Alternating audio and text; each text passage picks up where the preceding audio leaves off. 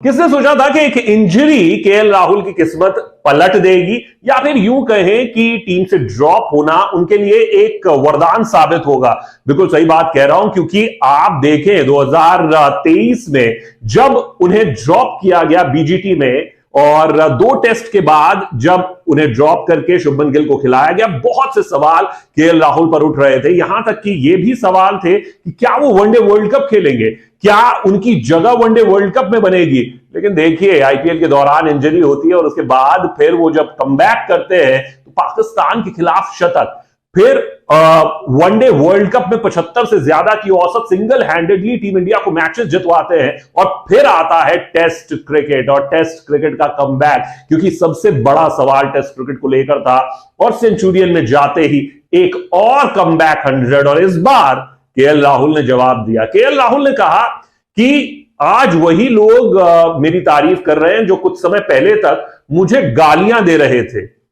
और उन्होंने एक और चीज कही, उन्होंने कहा कि मैं उतना भी बुरा नहीं खेल रहा था, मैं सोच रहा था कि मेरे को इतना टारगेट क्यों किया जा रहा है, मेरे खिलाफ इतना कुछ क्यों बोला जा रहा है। तो इसी पर हमारा सवाल है कि क्या वाकई केएल राहुल का यह बयान, इसमें दम है, क्या वाकई वो खराब नहीं खेल रहे थे। तो मैं आपको सारे उनके स्टैट्स दिखाऊंगा, सारी चीजें दिखाऊंगा और बताने की कोशिश करता हूं कि आखिर केएल राहुल ने कैसा प्रदर्शन किया है भाई, क्यों उनकी इतनी आलोचना की, क्या आलोचक गलत थे, क्रिटिक्स सही, या फिर केएल राहुल सही कि वो इतना बुरा नहीं खेल रहे थे। तो 2020 से अगर आप केएल राहुल की औसत देखते हैं टेस्ट क्रिकेट में, और अभी आप इस टेस्ट को भूल जाइए, मैं इससे पहले की बात कर रहा हूं, क्योंकि बात इससे पहले की हो रही है, जब तक का वो पीरियड है। तो इस टेस्ट से पहले तक केएल राहुल ने 47 टेस्ट खेले थे और 33 की उनकी एवरेज थी, 33.4। और उसके अलावा भी 2020 के बाद से उन्होंने 11 टेस्ट खेले थे, 30 की उनकी औसत थी। भाई वाजिब बात है, जब वो तुलना अगर आप करते हैं विराट कोहली से, जिनकी इस पीरियड में 26 की औसत थी, चेतेश्वर पुजारा से, जिसकी इस पीरियड में 29 की औसत थी, अजिंक्य रहाणे से, जिनकी इस पीरियड में 25-26 की औसत थी, तो सवाल तो वाजिब है केएल राहुल की तरफ से। लेकिन केएल राहुल दोस्त, उसमें एक इशू हो गया, इसके चलते विराट कोहली को टेस्ट क्रिकेट की अपनी कप्तानी छोड़नी पड़ी, उन्हें तीनों फॉर्मेट से अपनी कप्तानी गंवानी पड़ी, उनको उसका खमियाजा भुगतना पड़ा, उन्हें ब्रेक लेना पड़ा, उनकी जगह पे सवाल उठाए गए, बहुत सी उनकी भी आलोचना हुई। तो ऐसा तो आप नहीं कह सकते कि आप ही को टारगेट किया गया। नंबर 2 बात, चेतेश्वर पुजारा 2 बार टीम से ड्रॉप किए गए और अब तो फाइनली ड्रॉप हो गए हैं, लग नहीं रहा कि अब वापसी होगी, लेकिन उन्हें भी टीम से ड्रॉप होना पड़ा।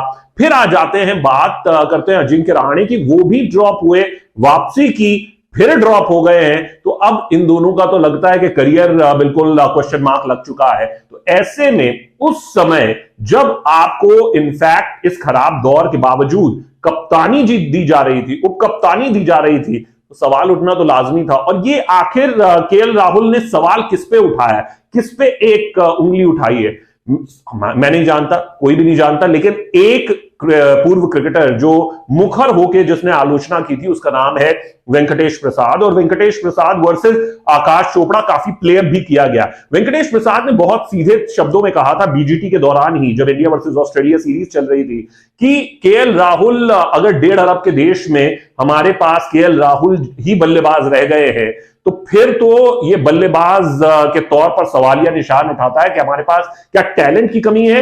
उन्होंने फिर उदाहरण दिया, उन्होंने कहा कि इस देश में शिव सुंदर दास भी थे, सदगोपन रमेश भी थे, इन दोनों क्रिकेटर्स की औसत 38 से ज्यादा की थी, लेकिन इनको 23 टेस्ट से ज्यादा खेलने का मौका नहीं मिला। और दूसरी तरफ है केएल राहुल, जिन्हें 47 टेस्ट के बाद भी 33.4 की औसत पे कप्तान बना के खिलाया जाता है, उप कप्तान बना के खिलाया जाता है।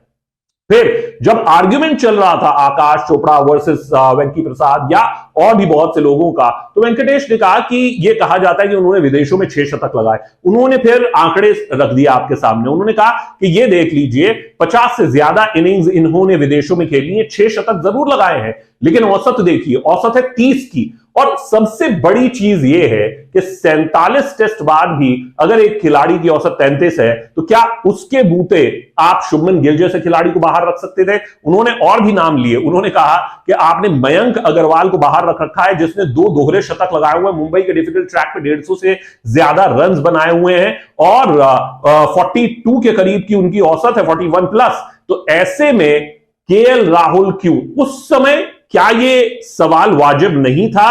मेरे विचार में ये सवाल आंकड़ों के जरिए बिल्कुल आपके सामने है। क्या आलोचना गलत हुई? गालियां पड़ी नहीं पड़ी? देखिए, जब आप अच्छा खेलेंगे आपकी तारीफ होगी, जब आप बुरा खेलेंगे, और बुरा भी ऐसा नहीं है कि आपने 2 पारियां खराब खेली तो आपके पीछे लोग पड़ गए। और सिर्फ सवाल एक चीज का नहीं है, अगर आप वनडे की अपनी पारियां देख ले, वहां पर भी सवाल उठ रहे थे। जब से कमबैक किया बेसिकली केएल राहुल ने, अगर आप T20 वर्ल्ड कप, वो basically nail in the coffin था केएल राहुल के। जितने भी आप कहें कि समर्थक हों चाहे उनके हेटर्स हो, लेकिन जब वर्ल्ड कप में पहली 4 पारियों में T20 वर्ल्ड कप में 2022 में केएल राहुल फेल हुए, एक मेडन ओवर तक उन्होंने खेल दिया, और फिर आकर आप बांग्लादेश जिम्बाब्वे के खिलाफ 50-50 रन बनाते हैं, फिर आप इंग्लैंड के खिलाफ सेमीफाइनल में फेल हो जाते हैं। ये कमोबेश बिल्कुल सूर्य कुमार यादव वाला हाल था, लेकिन लोगों ने कहा कि आप इन खिलाड़ियों को मौका दो। केएल राहुल, मेरा यह मानना है कि जो आलोचना हुई और जो टारगेट किया गया वो टारगेट नहीं था, और मेरा यह मानना है कि ये जो चीज हुई वो केएल राहुल के फेवर में गई, क्योंकि केएल राहुल ड्रॉप हुए, इंजर्ड हुए, और इन दोनों वजहों से उन्हें समय मिला अपने गेम पे काम करने का।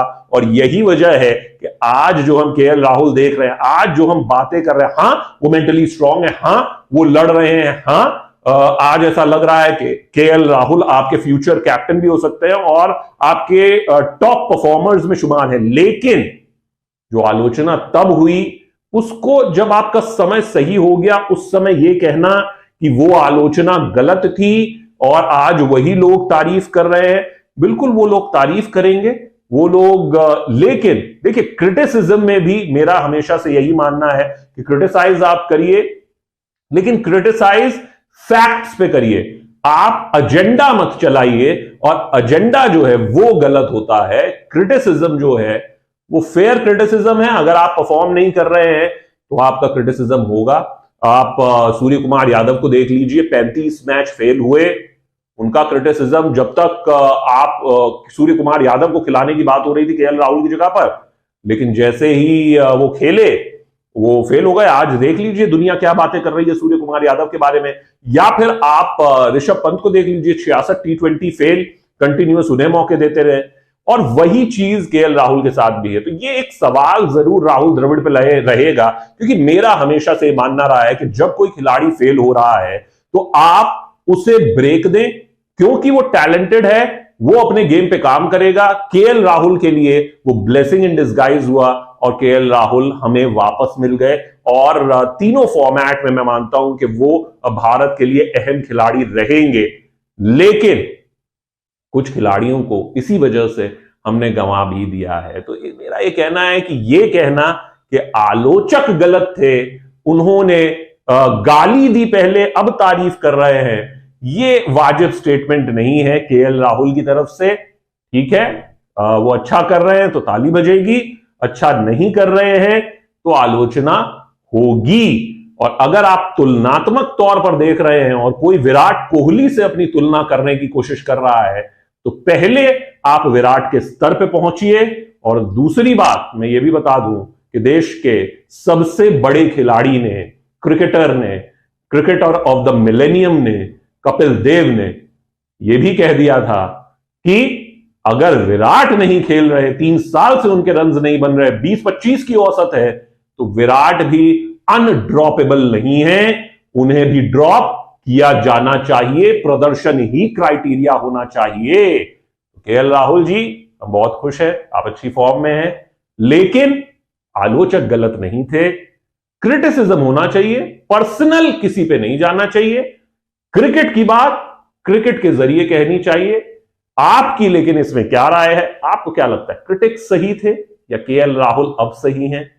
रन्स बने, तालियां हैं, नहीं बनेंगे, आलोचना होगी। आपकी राय कमेंट सेक्शन में भेजें। आप देख रहे हैं स्पोर्ट्स चैट। शुक्रिया, नमस्कार।